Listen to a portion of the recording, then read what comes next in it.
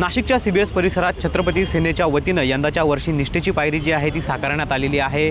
आपण सध्या शिवाजी महाराजांच्या स्मारक परिसरात आहोत। या ठिकाणी जर बघितलं तर रायगडाच्या उभारणीवेळी जी हिरोजी इंदलकरांनी निष्ठेची पायरी उभारली होती त्याची प्रतिकृती जी आहे ती या ठिकाणी साकारण्यात आलेली आहे। दरवर्षी या ठिकाणी छत्रपती सेनेच्या माध्यमातून विविध उपक्रम जे आहेत ते सादर केले जात असतात। यंदा देखील हिरकणी कडा जो आहे तो या ठिकाणी उभारण्यात आलेला होता आणि तो जवळपास शेकडो महिलांनी सर देखील केलेला आहे।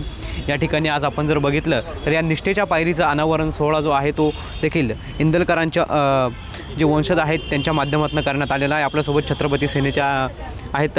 भाऊ, काय सांगाल? आपण दरवर्षी या ठिकाणी शिवजन्मोत्सवाच्या निमित्तानं विविध उपक्रम जे आहे ते सादर करत असतात। यंदा देखील आपल्याला निष्ठेची पायरी जी ती बघायला मिळते।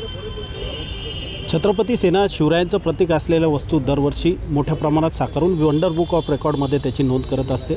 निष्ठा आणि सेवा ही कशी असली पाहिजे हे जनतेसमोर सादर करण्यासाठी छत्रपती सेनेने रायगडावरील जी जगदीश्वर मंदिराची पहिली पायरी, सेवेच्या ठाई तत्पर हिरोजी इंदुलकर ही पायरी आणि त्याचं महत्त्व जनतेसमोर पटवून देण्यासाठी आपण ही भव्य दिव्य अशी पायरी साकारलेली आहे।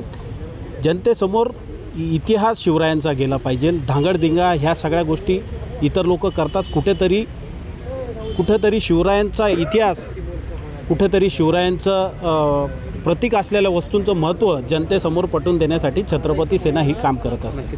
आपण जर या ठिकाणी बघितलं तर आपल्याला ही निष्ठेची पायरी या ठिकाणी बघायला मिळत आहे।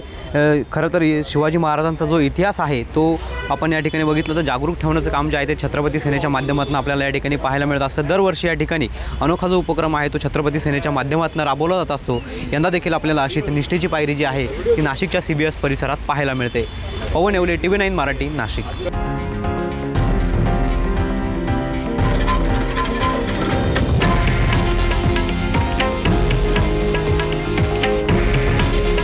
हे आहे देशातील नंबर 1 न्यूज नेटवर्क आणि आपण पाहत आहात TV9 मराठी। काळजी तुमची, हित महाराष्ट्राचं।